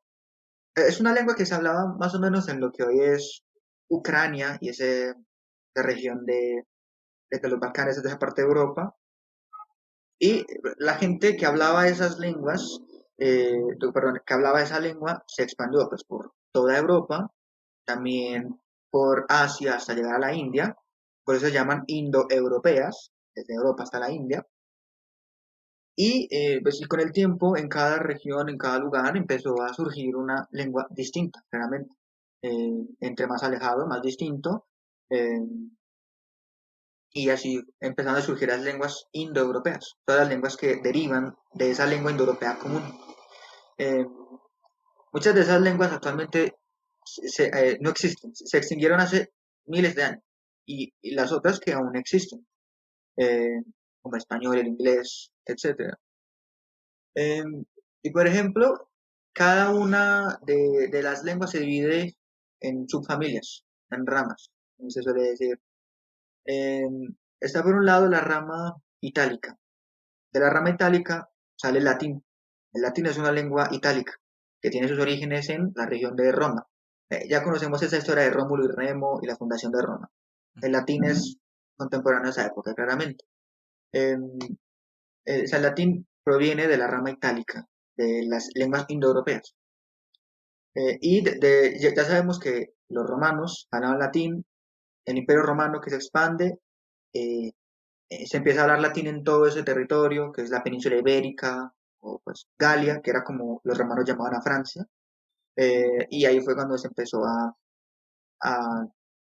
pues a surgir la lengua romances. En cada una de esas regiones, después de la caída del imperio romano, en cada región empezó a surgir una forma distinta de latín, que con el tiempo era más y más distinta hasta convertirse en lenguas aparte, que igualmente siguen conservando muchas cosas en común.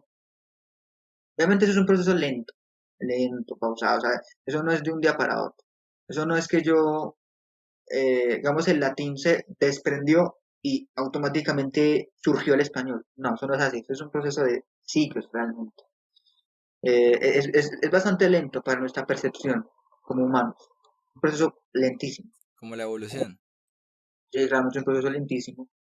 Bueno, eso por la lengua romance, las que vienen del latín. Luego está la rama germánica, que tienen como lengua común el protogermánico. De ahí viene el inglés, el alemán, el noruego, el sueco, el neerlandés. Y esas lenguas tienen cosas en común, porque pertenecen al mismo subgrupo, a la misma rama. También están las lenguas eslavas, eh, que son el ruso, el polaco, el checo, el esloveno, eslovaco, serbo-croata y otras más. Esas lenguas también son lenguas eslavas y tienen muchas cosas en común. Y como lengua en común tienen el protoeslavo, que se hablaba en lo que hoy es más o menos Bulgaria, esa zona allá del sur casi con Grecia. Eh, Luego otras lenguas que también son indoeuropeas son, por ejemplo, el griego. El griego es una lengua helénica. Y se suele decir que el griego es la única lengua que pertenece a ese subgrupo. O sea, él solito pertenece a ese subgrupo, el griego. Eh, O sea, eh, del griego no se desprendió más. no, no tiene lenguas hermanas, como diríamos español, francés. No, no tiene. Podríamos decir que sí, pero es el mismo griego, pero en diferentes etapas y en diferentes lugares a través del tiempo. Es como el griego eh, iónico, micénico, que realmente son etapas del mismo idioma a través del tiempo y en diferentes zonas, pero es la misma lengua. Luego, otras lenguas indoeuropeas que podríamos pensar que no son indoeuropeas, porque son como muy lejanas o extravagantes, Qué pena. pero realmente, O sea que todo lo que has dicho hasta ahora, todas son indoeuropeas. sí, todas esas lenguas son indoeuropeas. O sea que no. Todas Ah, esas lenguas tienen en común el mismo origen, la misma lengua en común, el protoindoeuropeo. o Y sea todas que. tienen cosas en común. Pero hay algo fuera del indoeuropeo. Hay lenguas que no son indoeuropeas, Ah, claro. bueno, listo, listo. Bueno, sigue, sigue. Sí. Otras lenguas indoeuropeas que pueden no parecerlo porque son como muy extravagantes o muy alejadas, son por ejemplo algunas lenguas aisladas en Europa, como el albanés. El albanés es una lengua indoeuropea, hablan Albania. Otra lengua que se habla más en el Cáucaso que es el armenio, hablan el país de Armenia. También es una lengua indoeuropea. Yo en mis videos de TikTok hice un tiempo unos videos sobre el armenio, sobre como la conexión indoeuropea del armenio, es decir, como palabras del armenio que realmente se relacionan con palabras de otras lenguas, como en español, en inglés, que podríamos decir que no tienen nada que ver, pero sí, tienen mucho que ver. Y otras lenguas indoeuropeas, que son las más alejadas geográficamente de las otras, son las lenguas indo-iranias e indo-arias, que son las que abarcan más esos países de Irán, Afganistán, Pakistán y la India, Nepal, también Bangladesh. Lenguas como el persa, el hindustani, que es lo mismo que el urdu y el hindi, eh, es una lengua con una situación peculiar histórica, religiosa y política. Es la misma lengua llamada hindustani, pero en Pakistán se llama urdu, se escribe pues, con la escritura árabe, y en la India se llama hindi y se escribe con un derivado del Devanagari. El Devanagari es esa escritura típica de la India, de Nepal, se llama Devanagari y procede del sánscrito. El sánscrito también es una lengua indoeuropea. Esa es la lengua en común de las lenguas indoarias, el sánscrito. Eh, ahí, pues, con lo que son las lenguas indoeuropeas. A todas esas lenguas que se hablan desde Europa, obviamente también en América por colonización y eso, esas lenguas que se hablan desde Europa hasta la India, todas tienen cosas en común. O sea, tal vez no lo parece, porque son lenguas como muy aisladas, muy lejanas, pero superficialmente no vemos las similitudes. Eso es lo que ocurre. O sea, si yo veo un texto en persa, o si leo persa, o incluso si aprendo persa, eh, yo no voy a entender nada o no voy a relacionar nada con el español. Pero si me voy más a fondo, sí que lo voy a lograr. O sea, si uso la etimología, me voy hacia atrás en el tiempo, veo cómo la lengua ha cambiado a través del tiempo y con eso que es la lingüística histórica, veo cómo la lengua ha evolucionado a través de los siglos. Me doy cuenta de que efectivamente hay elementos de la lengua que se parecen al español, aunque no lo parezcan. Superficialmente no lo parecen, pero más a fondo, más así, o sea, mirando hacia el pasado, sí que podemos identificar esas similitudes. Y yo hago eso también en videos de TikTok. Yo hago, o sea, yo lo que hago es, mejor lo explico con un ejemplo, que es uno de los más fáciles. Es que en español comer y eat en inglés tienen la misma raíz indoeuropea en común. Aunque no lo parezca, comer y eat en inglés como, wow, distintos, ¿no? Pero realmente provienen de la misma raíz indoeuropea. O sea, comer en español proviene del latín comedere, y comedere está compuesto por com y edere. Edere tiene el mismo origen de eat en inglés, de la misma raíz indoeuropea. O sea, ahí es cuando se conectan esas dos palabras, comer en español e eat en inglés. Y en más lenguas también. En alemán se dice essen, tiene el mismo origen. Incluso en ruso se dice yes, tiene el mismo origen indoeuropeo. Aunque sean palabras que se ven distintas, pero tienen el mismo origen El, en, en, el, en el protoindoeuropeo. el indoeuropeo era un idioma primigenio, Sí, ¿cierto? Era un sí, idioma sí. primigenio. ¿En dónde nace? ¿O en qué país exactamente? ¿No sabes? Sí, lo dije hace un momento que estaba explicando eso. En una zona que es cercana a Ucrania actualmente. Ah, sí, sí, sí, ya, Eso, ya, sí, ya sí, recordé. Ucrania. Más o menos Y en esa ahí, zona. y ahí se extiende y Se extiende, desaparece y evoluciona. sí, en cada lugar empieza a evolucionar de una manera distinta. Exacto. Por ejemplo, si cogiéramos, no sé, 1000 colombianos y los llevamos para una isla y los alejamos de la sociedad, les quitamos internet y pasan 1000 años, ese, ellos ya no van a hablar el español que empezaron, o sea, el español ahora de nosotros.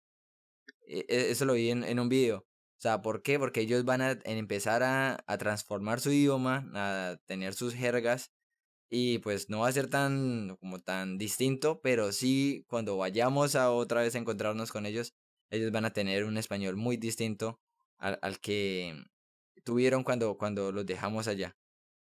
Ya, sí. Eh, Esos casos, así como más de aislamiento lingüístico, hay muchos a lo largo de la historia.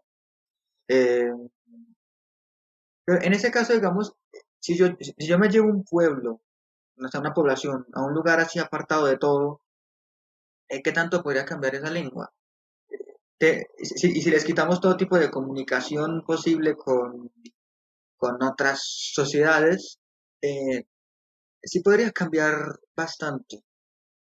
Porque al no tener contacto con pues con otras civilizaciones, otros pueblos, obviamente van a empezar a cambiar, a modificar la lengua ellos mismos a sus maneras, y al no estar en contacto con otras, tampoco tienen la influencia de las otras, ellos tampoco pueden influenciar a las demás, entonces ellos mismos se convierten como en esa isla ahí de esa lengua, de esa variedad de esa lengua.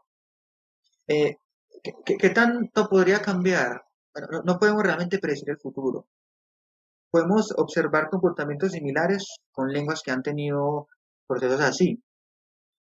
Pues, también podemos teorizar, hipotetizar qué podría ocurrir. Eh, partiendo sobre el tiempo que a una lengua le toma evolucionar. Como estaba hablando hace también un rato, eso es un proceso lento. Eso no es ni de 100 años, ni 200, no. Eh, eso para una lengua es realmente poco. Si, por ejemplo, yo leo el acta de independencia de Colombia, yo lo voy a entender. La original yo la entiendo perfectamente. A una lengua le toma más tiempo cambiar, puede irse más ciclos. Por lo general podríamos decir que puede ir entre 5 siglos a 500 años a 1000 años. Ese es el tiempo que a una lengua le tomaría tener un cambio drástico. Y eso lo digo porque las lenguas naturales, sí, pues, como español, inglés, francés, eh, han tenido eso. Podemos rastrear la historia de estas lenguas en periodos que van así de 500, 600 años, en los que se evidencia el cambio bastante notorio. O sea, digamos, si yo tengo un texto en español del siglo XII comparado con el Quijote original del siglo XVI, eso es distinto. Realmente sí es distinto. El español de la Edad Media no es comprensible. Yo ya lo he intentado leer porque hay textos y todo eso y no es tan comprensible. Hay cosas que son muy distintas. Pero el español de Cervantes es entendible. Con un diccionario en mano es entendible. Lo cual es bastante llamativo. Porque también es el español de la época del Imperio Español. Mm, La colonización. Sí, justamente. Entonces, esa isla de gente que habla español sí podría modificar su forma de hablar español, pero se tomaría siglos. Sí, muchísimo tiempo. Sí, así que realmente no podríamos saberlo. No, igual pasa, o sea, podría pasar, sí, y Sí, sí era podría un pasar, claro. ejemplo, sí, un Ujú. hipotético. Bueno, entonces para cerrar ese tema, que ya se nos va a acabar el tiempo, la gente que quedó con más curiosidad de saber la etimología, la historia de las lenguas, ¿qué canal les recomiendas o cómo buscan en internet o historia de las lenguas? Sí.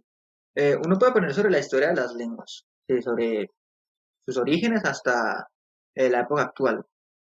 De eso hay muchos documentos en las redes, en internet, en páginas, eh, que muchos de esos provienen de universidades, de, de institutos. También hay páginas que se centran solo en eso. Por ejemplo, una del español que se llama Etimologías de Chile, se llama. Y uno ahí pone la palabra en el buscador que tiene la página y ya le sale la etimología o como todas las anotaciones sobre la palabra. Ok. Es buena. Y hay otra que se llama el pues Wiktionary, Wiktionario. Está en todas las lenguas. Yo la utilizo más que todo en francés y en inglés porque tiene más información en esas dos lenguas. Si yo ahí pongo la palabra, eh, me sale definición, origen, que viene de latino, tal cosa, bla, bla, viene de esta raíz, ta, ta, eh, y está emparentado con esas otras palabras de esta otra lengua. Bueno, eh, y también da ejemplos en frases de esa palabra. Es muy buena esa. ¿Cuál? Eh, Wiktionary. Dictionary, diccionario. Ok. Listo, entonces, eh, ya para cerrar este tema, ¿qué opinión te merece el lenguaje inclusivo o el lenguaje incluyente que se está planteando en estos momentos?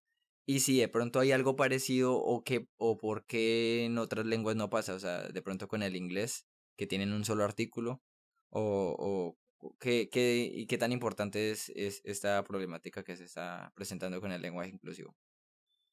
Yo sobre el lenguaje inclusivo me he limitado a no decir nada. Tampoco me he limitado ni siquiera analizarlo, a saber pues, cuál es el origen, por qué lo dicen. Y lo que sé realmente sobre el lenguaje inclusivo es como lo que más escucho, lo que más veo. O sea, realmente no es mi interés, no me gusta pelear con esas cosas, la verdad. Yo mi contenido lo hago más centrado en lo que yo quiero, no me gusta la polémica, la verdad. Y lo que puedo decir sobre el lenguaje inclusivo es que, bueno, sí, surge también de un aspecto social que lo reflejamos en las lenguas, sobre todo en las lenguas que tienen esa distinción del género gramatical. ¿No? Eh, Ese tema ha sido cuestión de debates, estamos en los últimos 3 años, referente al lenguaje inclusivo, que por qué el español tiene eh, género gramatical y por qué otras lenguas no. Bueno, no podríamos juzgar toda la evolución de una lengua. O sea, es decir, el español conserva aún los géneros, en general las lenguas romances conservan los géneros del latín. El latín tenía tres géneros, masculino, femenino y neutro, pero el neutro desapareció porque se mezcló con el masculino y con el femenino. Mm. Eh, eh, y, y si, por ejemplo, las lenguas romances aún conservan el género gramatical es porque es necesario tenerlo porque de esa manera es como representan las cosas en su lengua. Pues estas lenguas representan los conceptos y sus estructuras con los géneros gramaticales. Es parte de la lengua. Y si aún existen es porque son necesarias. Pongo ejemplo de lenguas que son más complicadas en ese aspecto. La gente se queja del español, pero no se da cuenta de que hay lenguas mucho más complicadas en ese aspecto. El alemán tiene tres géneros y eso es un caos. El polaco, como lo mencioné más al principio, tiene tres masculinos, tiene femenino, neutro y el plural hace otra distinción diferente. Y yo una vez hablando sobre eso en un TikTok me dijeron, y de pronto las feministas en Polonia, ¿cómo ven eso? La verdad no tengo idea, no sé cómo lo ven y no me interesa saberlo, no quiero saber sobre eso, no me gusta pelear con eso. Eh, y la gente suele como dar, como idolatrar mucho el inglés, como, ay, no tiene género gramatical. Bellísimo, sí, es verdad. No es la única lengua que no tiene género gramatical. Y lo que no saben es que el inglés antes sí tenía género, como mencioné, el inglés antiguo era más difícil por eso, tenía masculino, femenino y neutro. O sea, el inglés se ha simplificado en eso. Entonces, mi opinión sobre el lenguaje inclusivo es como que sí, está bien que desde un nivel sociolingüístico, que es otra rama de la lingüística, eh, todo eso se puede analizar, sí. Y de eso hay muchos estudios y gente que eh, tiene esos debates también en las redes. Pero yo no, la verdad yo no lo hago, a mí no me gusta. Y lo que yo digo es que realmente no podemos juzgar toda la evolución de una lengua, que a través de los siglos es muy lento, es muy progresivo. Y no podemos en este momento decir, no es que yo quiero que esto sea así. No, eso, Imponer. eso no ocurre de un día para otro. Es un proceso de siglos. Ok, listo, muy bien. Ya se cortar esa llamada. Ya te vuelvo a llamar y finalizamos. Sí. ¿Listo?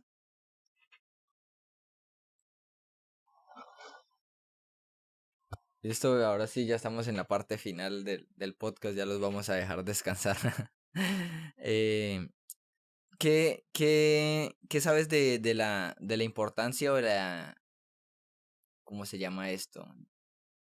De lo influyente que ha sido el griego para el mundo o para las lenguas.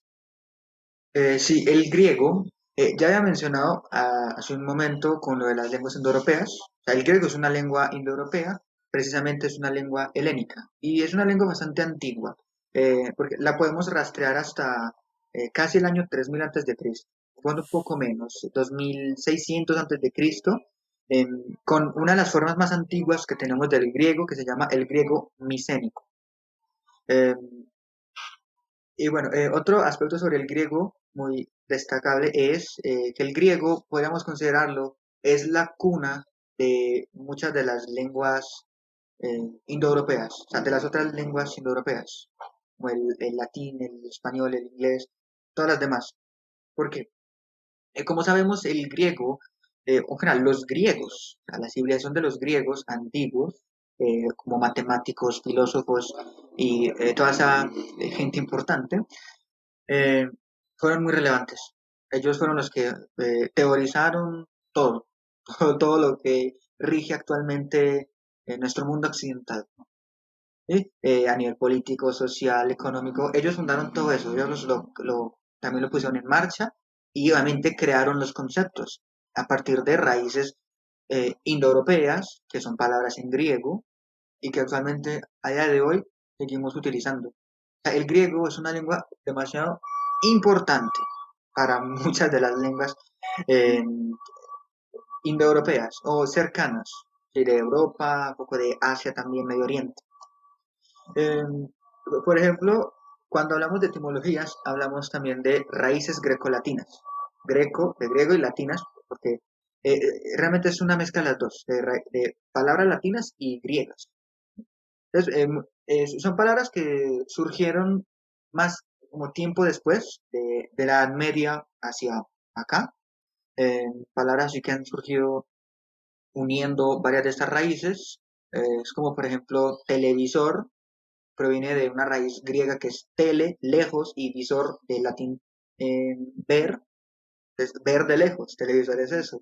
Eh, también mencioné que la palabra fonética del griego foné, que significa sonido, justamente, y palabras que se relacionan con eso. Megáfono proviene del griego mega, grande, fone, sonido, es el sonido grande, eh, y así, el griego está presente entre nosotros, aunque no nos demos cuenta. O sea, el griego puede estar en cualquier palabra que utilicemos en el día a día. Hay palabras que son más de origen griego que de origen latino. Eso se Eh, debe, qué pena, eso se debe a la conquista de Roma, bueno, el Imperio Romano sobre Grecia y que luego ellos adoptan la cultura griega o bueno, al menos ciertas cosas. en la antigüedad, hablamos de los griegos y los romanos, podríamos decir que los romanos tomaron todos los griegos. O sea, los griegos eran como un referente, eran como que esa idea de pueblo perfecto. Y esa influencia que los griegos tenían en los romanos, luego los romanos expandieron todo eso, el imperio romano, eh, y así fue como pues todas esas bases griegas expandidas por los romanos, pero también por los griegos, ellos también hicieron una parte, pero los romanos también contribuyeron en esa expansión del conocimiento, de los modelos sociales, políticos, económicos, todo. Eh, Grecia, la Grecia antigua es eso, Grecia es todo un campo de estudio. Por algo también hay estudios clásicos sobre eso, de la lengua del griego antiguo, que es importante precisarlo. Cuando hablamos de esa época antigua, el griego que se hablaba en la época es el griego antiguo. Ese es el griego que estuvo en contacto con los romanos. Tiempo después hubo otras formas de griego, como el griego medieval, el griego bizantino, pero eso llegó después, más en la Edad Media. Lo importante es el griego antiguo. Y ese es el que se estudia, por ejemplo, en filología clásica, el griego antiguo, el griego de esa época. Claramente es diferente del actual. Claramente el griego antiguo no se pronuncia igual que el griego moderno. De igual manera que el español medieval no se pronuncia que el moderno. Ok. Listo. ¿Ibas a decir algo más? Sobre el griego. Sí, o cuando te interrumpí. Pues sí, sobre el alfabeto. El alfabeto que utilizamos, que es el alfabeto latino, tiene como, tiene sus bases en el alfabeto griego, pero no directamente. El alfabeto griego también tiene otro origen que proviene de otro sistema de escritura más antiguo, que viene desde los babilonios, a otro pueblo antiguo, que hablaban una lengua que también era indoeuropea. No era indoeuropea, perdón. Era una lengua semítica. Es decir, que estaba más emparentada con el árabe y el hebreo. Eh, entonces, el sistema de escritura de los babilonios luego llegó a Grecia, los griegos lo adoptaron de una manera. Esa forma de escribir el griego también fue evolucionando hasta convertirse en el alfabeto griego. Los griegos se lo pasaron a los etruscos. Los etruscos eran otro pueblo que habitaba en la península itálica, a lo que es Italia. Es un pueblo que ya desapareció. Ellos también hablan su lengua, el etrusco. una lengua que también desapareció hace rato. Y los etruscos, eh, luego ahí sí se lo pasaron a los romanos. O sea, realmente el alfabeto latino, como tal, proviene es del etrusco, que el etrusco sí viene del alfabeto griego. O sea, de manera indirecta proviene del alfabeto griego. Ok. Em, Listo.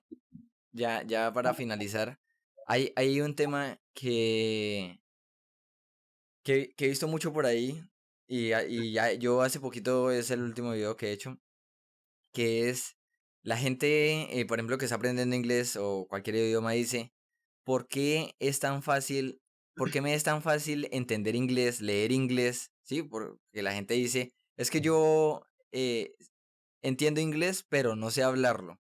Entonces mi respuesta fue, pues obviamente es más fácil entender algo que producirlo, ¿sí? Que expresarlo, que fabricarlo. Entonces, si lo que estábamos hablando del input comprensible, si alguien está diciendo una oración y tú de esa oración entiendes el 70% de las palabras y las otras no las entiendes, pues tu cerebro va a relacionar esas nuevas palabras con el contexto. Entonces, por eso es Mm. más fácil entender que producir. Ahora, qué consejos darías para que la gente tenga mayor fluidez? Que yo, en mi caso, yo di el consejo de, pues, practicando, ¿sí? Eso es como querer ser bueno en jugar fútbol y simplemente mirar Verlo, partidos. Sí, sí, sí. exacto. No vas a ser bueno jugando fútbol si solamente vas a mirar partidos. De pronto vas a aprender sobre teoría y tácticas Claro. analizando, pero si no vas a jugar fútbol, no vas a ser bueno jugando fútbol. Entonces, ¿qué opinión te merece eso? ¿Cómo tener mayor fluidez en los Sí. idiomas? Es un problema bastante común, sí, como que entiendo pero no lo hablo. ¿Cómo hago para hablarlo?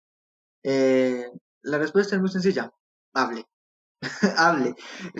Así no lo haga con la fluidez, así no tenga el vocabulario, así no esté utilizando bien la gramática, pero hable.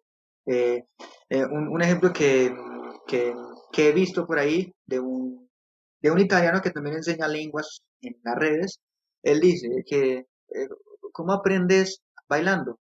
En la pista bailando. ¿Cómo aprendes una lengua? Hablando. Hable la lengua. Eso es lo que hay que hacer, hay que hablarla. Exacto. Por ejemplo, a mí me sirve mucho tener, con HelloTalk, tengo varios contactos extranjeros y Mm, me gusta mucho cuando esos extranjeros no hablan español, ¿sí? ¿Por mm. qué? Porque me obliga a mí a solo utilizar el inglés. Entonces, si estoy escribiéndoles en inglés o hablándoles y hay algo que no sé, pues que me toca hacer buscarlo. Y como ya lo busqué y lo estoy utilizando, se va a quedar más en mi cerebro, lo va a memorizar y voy a adoptar un nuevo vocabulario. Entonces, definitivamente tienen que hablarlo. Entonces ya finalizamos el podcast, ya no te quitamos más tiempo, ya te dejamos descansar. Igual muchísimas gracias por toda tu información. Eh, Finalmente todos los que he entrevistado siempre dicen que es algo que les gusta, entonces hay que tener en cuenta eso, que si las personas que estoy entrevistando es porque saben algo, y ese conocimiento lo tienen es porque realmente les apasiona eso, no es porque alguien se los impuso. Entonces, importante que lo que ustedes quieran aprender tienen que gustarle. Y ahora el tema es cómo les va a gustar, pero eso ya depende de ustedes. Entonces, listo, despídete, Julián. Muchas gracias por todo y nos estaremos hablando de pronto más adelante para otro podcast. Sí, ha sido un placer hacer esto, la verdad. Hablar de lo que a uno le gusta de esa manera y compartirlo, la gente es una experiencia muy satisfactoria, la verdad. Pues ahora doy mis redes donde pueden encontrarme o pueden también incluso escribirme. Escribirme más fácil por Instagram que simplemente Juliansky barra baja, así, fácil. Eh, ahí me pueden escribir pues en el mensaje privado. Yo contesto, la verdad, yo hablo con mucha gente por ahí. Eh, Ok, También en las historias de Instagram suelo compartir lo que hago en el día a día referente a lenguas. Eh, y ese contenido más elaborado es en TikTok, como Juliansky Languages, o también Juliano Lingüe. Pues, de las dos maneras algo ahí. Eh, ahí es donde más hago videos sobre todo eso mismo que hablé. Ok. Igual yo voy a poner tus redes acá en la Ujú. descripción. Y bueno, ya listo. Nos vamos a despedir y que espero que hayan llegado hasta este punto. Y nos vemos en un siguiente podcast. Gracias.